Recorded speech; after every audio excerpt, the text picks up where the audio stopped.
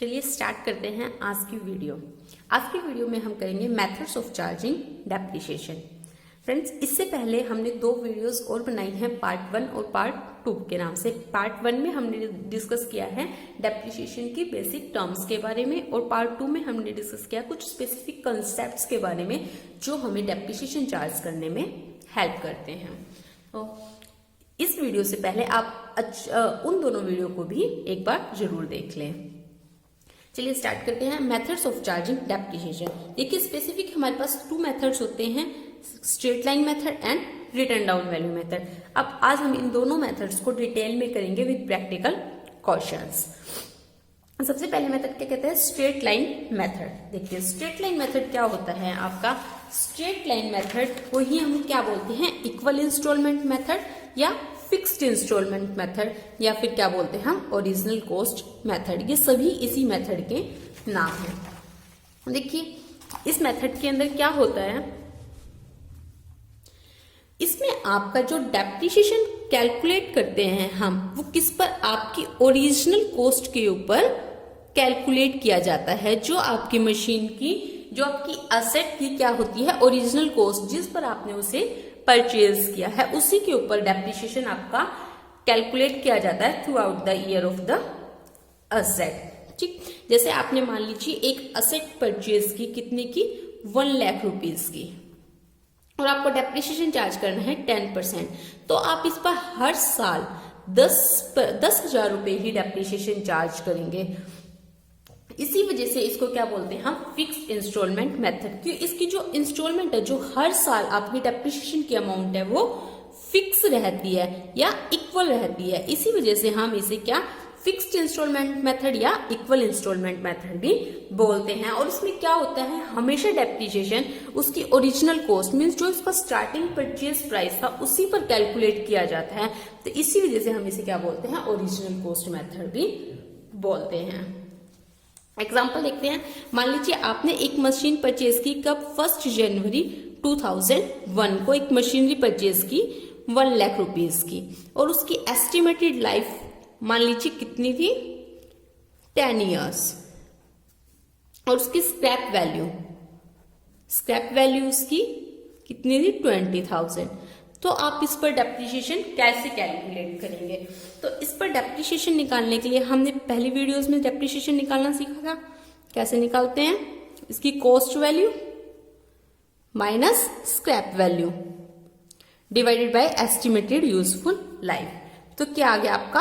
8,000। अब 8,000 रुपीज आप हर साल अपनी मशीन में से माइनस कर देंगे, लेकिन हर साल की सिर्फ एक फिक्स अमाउंट 8,000 रुपीज डेप्रिसिएशन आपका कैलकुलेट किया जाएगा। तो यही क्या होता है आपका स्ट्रेट लाइन मेथड। एक प्रैक्टिकल क्वेश्चन से इसको अच्छे से करते हैं और उसी में हम इसके अकाउंट्स बनाना सीखते हैं। देखिए, क्वेश्चन क्या कह रहे हैं? On 1st April 2019, Atul Limited purchased a machine for ₹90,000 and spent 6,000 on its carriage and 4,000 on its erection. 1 अप्रैल 2019 को अतुल लिमिटेड ने एक मशीन परचेज किया, कितने की? 90,000 तो उसका कॉस्ट प्राइस है। उसके बाद 6,000 रुपए उसके कैरेज में पे कर दिए, मतलब उसको कंपनी में लेके आए, रस्ते में हमने भाड़ा किराया दे दिया, और बाकी 4,000 रुपीज हमने उसकी इरेक्शन, उसकी इंस्टॉलमेंट पर खर्च कर दिए। तो हमने पढ़ा था, तो इसकी कॉस्ट क्या हो जाएगी?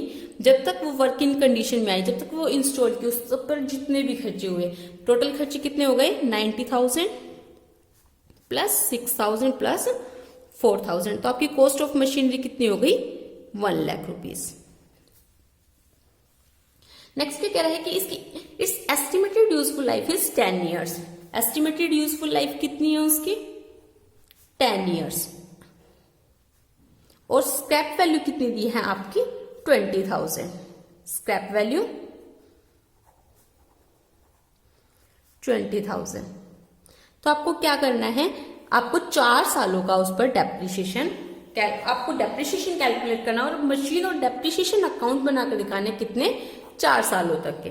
तो सबसे पहले देखिए, डेप्रिसिएशन कैसे कैलकुलेट होगा, किससे करना है? हमें स्ट्रेट लाइन मेथड से करना है। स्ट्रेट लाइन मेथड मीन्स हर साल आपका डेप्रिसिएशन सेम रहेगा। तो हमें डेप्रिसिएशन यहां से निकाल लेंगे। क्या होता है? Cost minus scrap value divided by estimated useful life. तो कितना आ गया आपका 8000। 8000 आपका क्या हो गया डेप्रिसिएशन की अमाउंट हो गई। अब आप हर साल कितनी 10 सालों तक उसमें से क्या करेंगे 8-8 हजार रुपए माइनस करते चले जाएंगे। और फिर क्या होगा जब 10 साल पूरे होंगे तो आपकी मशीनरी की वैल्यू क्या बच जाएगी, जो आपकी स्क्रैप वैल्यू होती है वो आपकी मशीन की वैल्यू बच जाती है। देखिए एग्जाम में क्या आता है, एग्जाम में आपके आते हैं मशीन अकाउंट और डेप्रिसिएशन अकाउंट बनाने। तो इसी क्वेश्चन से हम सीखते हैं कि मशीन अकाउंट और डेप्रिसिएशन अकाउंट आप कैसे बनाएंगे। तो देखिए मशीन अकाउंट आपका कौन सा अकाउंट होता है, मशीन अकाउंट एक असेट अकाउंट है। तो क्या हो गया आपका रियल अकाउंट। और रियल अकाउंट का रूल क्या कहता है आपका, debit what comes in and credit what goes out. Means जहां जहां से भी आपके पास असेट आ रही है, जब भी कोई असेट आपकी इंक्रीज होती है तो आप उस असेट को क्या करते हैं डेबिट कर देते हैं। और किसी भी कारण आपकी असेट कम हो रही है, चाहे उस पर डेप्रिसिएशन लग रहा है इस वजह से वो कम हो रही है, या आप उसको सेल कर रहे हैं तो उससे कम हो रही है, जब भी असेट आपकी कम होगी तो उसको क्या कर देते हैं हम क्रेडिट कर देते हैं। तो वही हम इसमें फॉलो करेंगे और बहुत ही से बन जाएगा। हमें सिर्फ rule of debit and credit इसमें यूज करना होता है जब भी हम कोई अकाउंट बनाते हैं। सेकेंड देखिए क्या है डेप्रिसिएशन अकाउंट। डेप्रिसिएशन अकाउंट क्या है, आपका एक एक्सपेंस अकाउंट हो गया आपका नॉमिनल। और नॉमिनल अकाउंट क्या कहता है, debit all expenses and losses and credit all incomes and gains. इस डेप्रिसिएशन क्या आपका एक लॉस है, आपके असेट में कमी हो रही है, तो जब भी आप डेप्रिसिएशन लगाएंगे तो उसको क्या कर देंगे डेबिट कर देंगे। और जब भी उसे खत्म करेंगे, उसे राइट ऑफ करेंगे, तो आप क्या कर देंगे उसे क्रेडिट कर देंगे। ओके चलो स्टार्ट करते हैं। कब 1 अप्रैल 2019 को हमने क्या किया, एक मशीनरी परचेज की। तो यहां डाल देंगे कब, क्या 2019 1 जनवरी मशीन परचेज किया। मशीन परचेज की तो क्या हो जाएगा मशीन अकाउंट डेबिट। क्या होता है आपका मशीन अकाउंट डेबिट हो जाता है। क्या होता है आपका machine account debit to cash, पैसा चला जाएगा। जनरली हम बड़ी पेमेंट्स किससे करते हैं, बैंक से करते हैं, तो टू बैंक अकाउंट हो जाएगा आपका। तो हम यहां पर कर देंगे आपका क्या टू बैंक, कितना 1 लाख रुपीज। अब क्या करेंगे हम, अब आपका ये साल चल रहा है 1 जनवरी को, अब क्या आएगा आपका 31 दिसंबर, जब साल खत्म होगा तो आपको क्या करना है डेप्रिसिएशन लगाना है मशीन के ऊपर। और डेप्रिसिएशन हमने अभी कैलकुलेट किया था, कितना आया था आपका 8000। आपको हर साल क्या करना है 8000 डेप्रिसिएशन चार्ज करना है। तो आप डेप्रिसिएशन लगा देंगे कब 2019 31 दिसंबर को। क्या हो जाएगा आपका बाय डेप्रिसिएशन, कितना आ जाएगा 8000 रुपीज। और आपका फिर बैलेंस क्या रह जाएगा 31 दिसंबर को मशीन का बाय बैलेंस सीडी, कितना रह जाएगा 1 लाख में से 8000 चलेगा, कितना 92,000। आप अकाउंट्स क्लोज कर देंगे।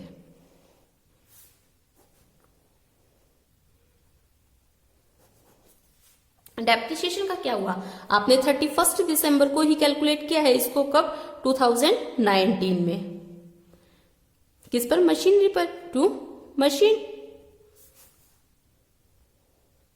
कितना 8000। और क्या करते हैं हम जब भी साल के एंड में हम क्या करते हैं अपने फाइनल अकाउंट्स बनाते हैं, प्रिपेयर करते हैं, तो उसमें हमें प्रॉफिट एंड लॉस अकाउंट में क्या करना होता है अपना डेप्रिसिएशन शो करना होता है। तो हम वहां पर इसका डेप्रिसिएशन क्या कर देंगे अपना ये राइट ऑफ कर देंगे। जनरली कंपनी होती है तो आपका प्रॉफिट एंड लॉस अकाउंट होता है, और इसमें ऐसे कुछ कंपनी नहीं लिखी तो हम क्या कर देते हैं by statement of profit and loss account. तो साल के एंड में 31 दिसंबर को क्या हो जाएगा वो राइट ऑफ हो जाएगा by statement of profit and loss account 8000 rupees, accounts close.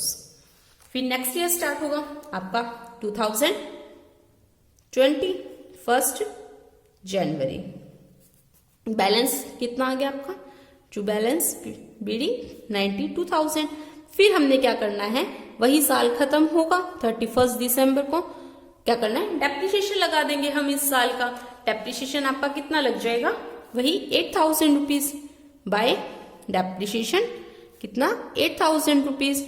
और बैलेंस कितना बच जाएगा आपका बाय बैलेंस 84,000 अकाउंट क्लोज कर देंगे। ऐसे ही फिर क्या किया आपने, डेप्रिसिएशन कैलकुलेट किया था 2020 31 दिसंबर को टू मशीन पर, और इसको फिर प्रॉफिट एंड लॉस अकाउंट से सेम डेट पर क्या कर देंगे, हम राइट ऑफ कर देंगे by statement of profit and loss account 8,000 rupees. Clear? ऐसे ही फिर हम थर्ड ईयर उतारेंगे इसको, और ऐसे ही फोर्थ ईयर। आप ऐसे ही अपने चारों साल तक इसको दिखा देंगे। 2021 में बैलेंस उतारेंगे, ऐसे ही फिर 8,000 डेप्रिसिएशन लगाएंगे तो आपका कितना बच जाएगा, यहाँ पर बैलेंस सीडी कितना बच जाएगा, 8,000 गए थे इसमें से 76,000, फिर 76 को कैरी फॉरवर्ड करेंगे और फिर 8,000 डेप्रिसिएशन लगाएंगे तो आपका कितना बच जाएगा, 68,000। तो आपका 2022 को कितने बैलेंस बच जाएगा, आपका बैलेंस शुबाय बैलेंस बीडी कितना बच जाएगा आपका, 68,000।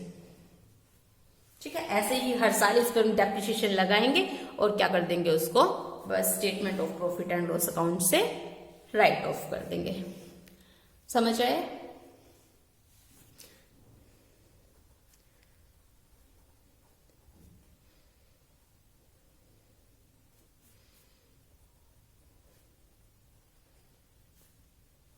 डेप्रिसिएशन लगाए सर कितना, 8,000 रुपए का, फिर बैलेंस कैरी फॉरवर्ड कर दिया, कितना हो जाएगा, 76,000। फिर आपने 2022 में बैलेंस को फिर से कैरी फॉरवर्ड किया, अकाउंट्स क्लोज करके कितना, 76,000, और फिर 2020 31 दिसंबर को आपने फिर से वही क्या, 8,000 डेप्रिसिएशन लगा दिया, और आपका बैलेंस कितना बचेगा, बाय बैलेंस सीडी 68,000, और यहाँ पे आपके अकाउंट्स क्लोज हो जाएंगे। ठीक है, ऐसे ही आपने क्या, बस हर साल इसका क्या करना है, last day of the year, हर साल के लास्ट में 2021 आपको डेप्रिसिएशन यहाँ पर मशीन पर चार्ज करना है, और यहाँ पर फिर प्रॉफिट एंड लॉस अकाउंट से उसको राइट ऑफ कर देना है। ऐसे ही फोर्थ ईयर का टू मशीन 8,000 और by profit and loss account 8,000 right of. ये हो गए आपके 4 साल के अकाउंट। आई होप आपको समझ आया होगा। अगर आपकी कोई भी डाउट है या क्वेरी है तो आप कमेंट बॉक्स में कमेंट कर सकते हैं। ये था आपका क्या, स्ट्रेट लाइन मेथड। अब नेक्स्ट हम करते हैं आपका रिटन डाउन वैल्यू मेथड।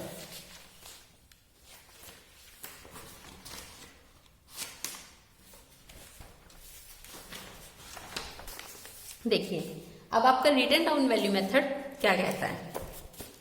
आपने स्ट्रेट लाइन मेथड में क्या किया था, आपकी जो मशीन की ओरिजिनल कॉस्ट थी आपने उसके ऊपर डेप्रिसिएशन कैलकुलेट किया था। लेकिन रिटन डाउन वैल्यू मेथड आपका क्या कहता है, रिटन डाउन वैल्यू मेथड कहता है कि आप अपनी बुक वैल्यू पर क्या करेंगे, डेप्रिसिएशन कैलकुलेट करेंगे।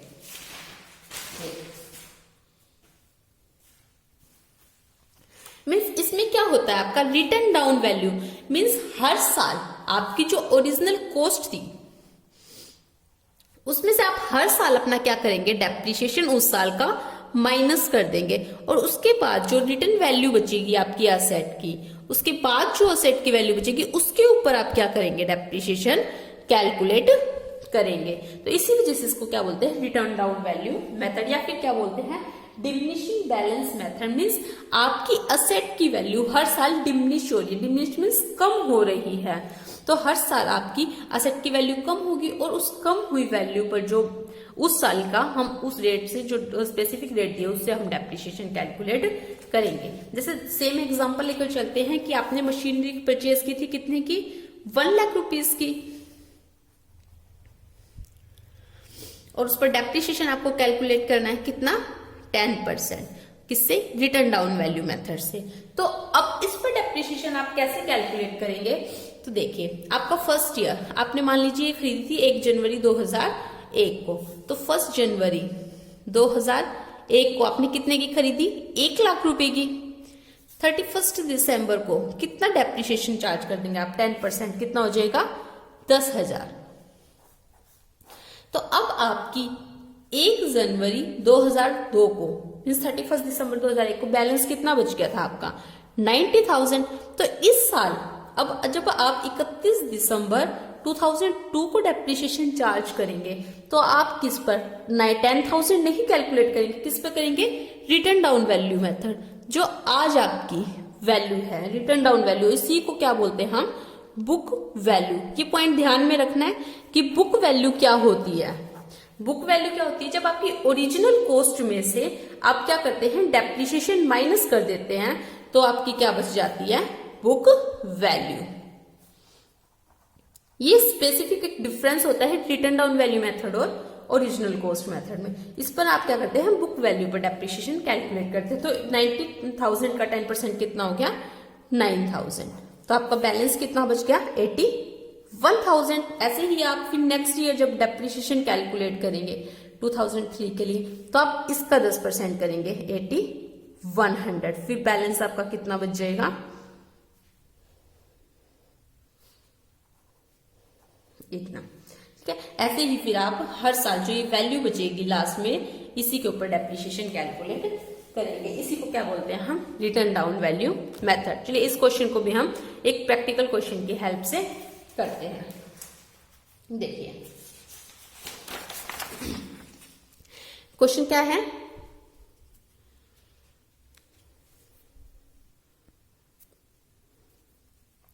Alpine Limited purchased a machine on 1st April 2019 at a cost of rupees 10,000.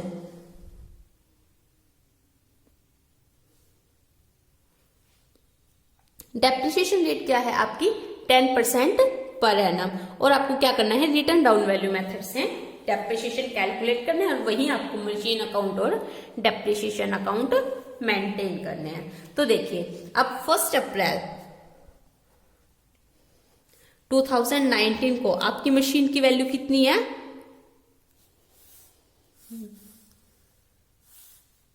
10,000। कितनी, 10,000। अब आपको क्या करना है, 31 मार्च 2019 को इस पर क्या करना है, डेप्रिसिएशन कैलकुलेट करना है, कितना, 10%, कितना हो जाएगा, 1,000। अब आपकी वैल्यू कितनी बच गई, अब इस तारीख को आपकी वैल्यू बच गई कितनी, 9,000। फिर नेक्स्ट ईयर कब, 31 मार्च 2020 को आपका डेप्रिसिएशन कितना हो जाएगा, 9,000 का 10%, कितना, 900। अब इस साल आपकी, इस टाइम आपकी वैल्यू कितनी बच गई, 8100। फिर आपको नेक्स्ट ईयर कितना, 31 मार्च 2021 के लिए डेप्रिसिएशन कैलकुलेट करना है, तो इसका 10% कितना हो जाएगा, 810। तो ये कितना बच गया, 7290। और फिर लास्ट 4th ईयर का कितना बच जाएगा, कितना डेप्रिसिएशन आ जाएगा, इसका 10%, 729। तो यहां पर आपकी रिटर्न वैल्यू कितनी बच जाएगी, 164। ये आपकी वैल्यू बच गई। तो इस तरीके से हम रिटर्न डाउन वैल्यू मेथड से डेप्रिसिएशन कैलकुलेट करते हैं। अब इससे आप मशीन अकाउंट और रिटर्न डेप्रिसिएशन अकाउंट कैसे बनाएंगे वो देखिए अब क्या है, हमने कब खरीदी मशीन, 1 अप्रैल 2019 को, 2019 1 अप्रैल को, कितने की, टू बैंक 10,000 रुपीज की। अब नेक्स्ट ईयर जब साल खत्म होता है, हम डेप्रिसिएशन तो तभी लगाते हैं मशीन के ऊपर। तो देखिए कितना डेप्रिसिएशन लग जाएगा, कब लगेगा डेप्रिसिएशन, 2020 31 दिसंबर को बाय डेप्रिसिएशन। कितना लगाया था हमने, 1,000 रुपीज, मीन्स 10% ऑफ 10,000, 1,000। और 31 दिसंबर को फिर बैलेंस क्या बच गया, सॉरी 31 मार्च को बाय बैलेंस CD। कितना बच गया? 9000। Accounts close. इस साल ही हमने क्या किया? डेप्रिसिएशन लगाया, तो डेप्रिसिएशन के अकाउंट में डाल देंगे हम। कब? 2020 31 मार्च हमने डेप्रिसिएशन चार्ज किया किस पर? मशीन पर, टू मशीन। कितना? 1000 रुपीज। और इसको उसी तारीख को हम क्या कर देंगे फिर? प्रॉफिट एंड लॉस अकाउंट से राइट ऑफ कर देंगे by statement of profit and loss account. कितना? 1000 रुपीज।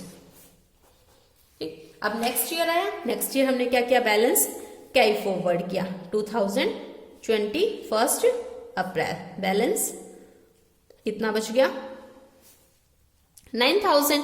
अब ये साल का एंड होगा। साल का एंड कब होगा आपका? 2021 31 मार्च। आपने पूरे साल का डेप्रिसिएशन कैलकुलेट किया किस पर करना है? रिटर्न डाउन वैल्यू पर, बुक वैल्यू पर। आज की बुक वैल्यू देखो, मेरी बुक्स में वैल्यू आज कितनी है इसकी? 9000 रुपीज। इसके ऊपर हम डेप्रिसिएशन कैलकुलेट करेंगे 10%। कितनी हो जाएगी? 900। और इसी तारीख को बैलेंस कितना बच जाएगा फिर आपकी मशीन का? 8100। Accounts close. फिर इस साल आपने ऐसे ही डेप्रिसिएशन अकाउंट में आप चढ़ा देंगे इसको 2021 31 मार्च को, टू मशीन 900। और फिर इसी डेट को आप क्या कर देंगे? अपने प्रॉफिट एंड लॉस अकाउंट से इसको राइट ऑफ कर देंगे। फिर नेक्स्ट ईयर फिर कैरी फॉरवर्ड किया हमने 2001 को 1 अप्रैल को। बैलेंस कितना बच गया? वो हमारा 8100। अब 2022 31 मार्च साल के अंत में हमने फिर से डेप्रिसिएशन लगाया बुक वैल्यू पर। कितना लग जाएगा इस बार डेप्रिसिएशन आपका? Bye depreciation 810। और बैलेंस कितना कैरी फॉरवर्ड हो जाएगा आपका? कितना आया था आपका? 7290। Accounts close. ऐसे ही फिर आप अपना डेप्रिसिएशन अकाउंट में चढ़ा देंगे। कितना? 2022 31 मार्च को, टू मशीन। कितना? 810 रुपए। और इधर से फिर राइट ऑफ कर देंगे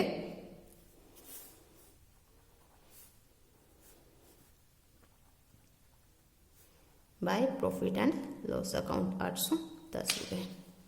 ठीक है, ऐसे ही फिर 4th ईयर का हो जाएगा आपका। तो ये बन गया आपके मशीन और डेप्रिसिएशन अकाउंट। तो समझ आया दोनों अकाउंट्स में आपका क्या डिफरेंस हो गया? देखिए दोनों अकाउंट्स में आपका क्या डिफरेंस हुआ। जब भी आप अकाउंट्स बना रहे थे तो देखिए मशीन अकाउंट कैलकुलेट कीजिए। पहले हम मशीन अकाउंट करते हैं। इसमें आपका क्या था? हर साल मशीन का बैलेंस क्या हो रहा था? हर साल डेप्रिसिएशन की अमाउंट क्या थी? फिक्स थी। 1 था 8000 और 8000। ठीक, 8000 चारों साल। इसमें आपकी क्या हो रही है? डेप्रिसिएशन की अमाउंट हर साल कम होती जा रही है, क्योंकि हम हर साल डेप्रिसिएशन किस पर कैलकुलेट कर रहे हैं? आपकी बुक वैल्यू पर। उसमें हमने क्या किया? हमेशा 8000 आपकी जो ओरिजिनल कॉस्ट थी उसी के हिसाब से हम कैलकुलेट करते हैं। तो ये दोनों मेथड थे। आई होप कि ये दोनों मेथड आपको अच्छे से समझ आए होंगे। अब हम इनमें एक तो ब्रीफ डिफरेंस कर लेते हैं कि दोनों मेथड में अगर आपको क्वेश्चन आता है थ्योरी पॉइंट ऑफ व्यू से कि दोनों में क्या डिफरेंसेस है, तो वो भी ताकि हम अच्छे से कर सकें। तो देखिए दोनों में क्या डिफरेंसेस है। First one, amount of depreciation. देखिए जब स्ट्रेट लाइन मेथड में अभी हमने किया कि हर साल जो आपका डेप्रिसिएशन की अमाउंट है वो सेम रहती है, वो हम स्टार्टिंग में ही निकाल लेते हैं एक अमाउंट। जैसे हमारी 8000 आई थी हर साल, और हर साल वही अमाउंट हमारी सेम रहती है। लेकिन रिटर्न डाउन वैल्यू मेथड में क्या होता है? आप रिटर्न वैल्यू पर निकालते हैं तो वो हर साल आपकी डेप्रिसिएशन की अमाउंट भी कम होती जाती है। जैसे आपने अभी देखा कि पहले हमारी आई थी कितनी? 1000, फिर आई आपकी 900, फिर आई आपकी 810। मीन्स हर साल आपकी डेप्रिसिएशन की अमाउंट क्या हो रही है? कम हो रही है। Second, basis of calculation of depreciation. आप इसमें डेप्रिसिएशन किस बेस पर कैलकुलेट करते हैं? तो इसमें क्या था? आपकी ओरिजिनल कॉस्ट पर कैलकुलेट कर रहे थे। आप जितने की आपने मशीन परचेज की है उसी पर कैलकुलेट कर रहे थे हर साल। लेकिन इसमें आप किस पर करते हैं, बुक वैल्यू पर। बुक वैल्यू क्या मीन्स जो उस साल के अंत में असेट की वैल्यू बच गई है आपकी ओरिजिनल कॉस्ट में से डेप्रिसिएशन माइनस करने के बाद जो आपकी वैल्यू बच गई है उसके ऊपर आप डेप्रिसिएशन चार्ज करते हैं। Third one is zero level means क्या कह रहे हैं कि आपकी क्या बताया था कि हर एक मशीन की एस्टिमेटेड यूजफुल लाइफ होती है। तो जब स्ट्रेट लाइन मेथड से हम करते हैं तो हम क्या करते हैं, उसकी पूरी अमाउंट को इक्वल पार्ट्स में डिवाइड कर देते हैं उसकी एस्टिमेटेड लाइफ में। तो जब उसकी लाइफ खत्म होती है तो उसकी वैल्यू क्या हो जाती है, जीरो हो जाती है, क्योंकि वही एक फिक्स अमाउंट हम माइनस करते हैं। लेकिन इसमें क्या करते हैं, हम रिटर्न वैल्यू पर कुछ उसका परसेंट निकालते हैं, तो वो एंड तक कुछ ना कुछ अमाउंट निकलती रहती है और आपकी कभी भी वो अमाउंट जीरो नहीं होती। नेक्स्ट क्या कह रहा है, ये पॉइंट देखना ध्यान से इंपॉर्टेंट है, क्या combined effect of depreciation and repair on profit and loss account. देखिए क्या होता है, स्ट्रेट लाइन मेथड में आपके हर साल, मान लीजिए 10 साल आपकी एस्टिमेट लाइफ है, तो 10 साल ही आपके 8-8 हजार रुपए क्या आ रहा है, डेप्रिसिएशन लग रहा है। लेकिन जो अब रिपेयर का खर्चा क्या होता है, देखिए अभी आपने नई मशीन खरीदी है तो वो 2-3 साल तो अच्छे से काम करती है। तो स्टार्टिंग में आपकी जब साल स्टार्ट होते हैं तो आपकी स्टार्टिंग के ईयर्स में क्या होते हैं, रिपेयर के खर्चे नहीं नाम मात्र के आते हैं, या फिर कह सकते हैं कि आप बहुत आते ही नहीं। तो आपकी स्टार्टिंग में तो कुछ खर्चे नहीं होंगे और बाद में आपके जैसे जैसे साल बढ़ते जाएंगे आपके रिपेयर के एक्सपेंसेस भी बढ़ते जाएंगे। ठीक है, जैसे फिर आगे मान लीजिए कुछ खर्चा हो गया आपका 10,000 का, कोई एक खर्चा हो गया 12 का फिर हो गया।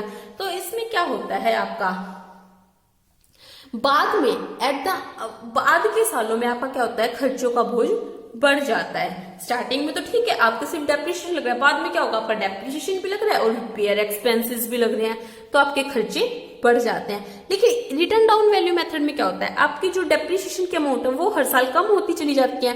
पहले साल क्या थी, 1000 थी, फिर 900 हुई, फिर 810 हुई, ऐसे फिर कितनी हो जाएगी 720। अब क्या स्टार्टिंग में कुछ एक्सपेंस नहीं है, बाद में कुछ एक्सपेंस अगर होते हैं तो वो एक इक्वल अमाउंट ही एक तरीके से आ जाती है। बाद में क्या होता है, फिर डेप्रिसिएशन की अमाउंट कम हो जाती है, कुछ खर्चे अब हमारे बढ़ जाते हैं। तो वो ऑलमोस्ट जितनी भी उसकी लाइफ है उसमें जो खर्चे हैं वो इक्वल ही रहते हैं। नेक्स्ट क्या है, rate and depreciation. Rate of depreciation आपका जनरली एसएलएन मेथड में क्या होता है, रेट ऑफ डेप्रिसिएशन कम रखा जाता है। क्यों, क्योंकि वो इक्वल पार्ट्स में आपका डिवाइड करना होता है। और इसमें क्या होता है, आपकी रेट ऑफ डेप्रिसिएशन हाई रखी जाती है, क्योंकि स्टार्टिंग में क्या है आपकी असेट पर लगेगा और फिर बाद में आपकी वैल्यू असेट की कम होती जाती है, तो उस पर एक रेट ऑफ इंटरेस्ट ज्यादा रख देते हैं, क्योंकि डेप्रिसिएशन फिर उतना ही आए। Next, approval of income tax. ये पॉइंट अच्छा है, क्या आपका जो इनकम टैक्स एक्ट के अकॉर्डिंग आपको जब अपनी बुक्स ऑफ अकाउंट्स मेंटेन करने होते हैं तो उसमें आप जब डेप्रिसिएशन लगाते हैं तो आपको किसी रिटर्न डाउन वैल्यू मेथड से लगाना होता है, ना कि स्ट्रेट लाइन मेथड से। तो आज की वीडियो में हमने कवर किया दोनों मेथड्स ऑफ चार्जिंग डेप्रिसिएशन। अगर आपका कोई भी डाउट है तो आप कमेंट करके पूछ सकते हैं, और अगर आपको ये वीडियो पसंद आई तो प्लीज इसे लाइक, शेयर और सब्सक्राइब करना ना भूलें। Thank you.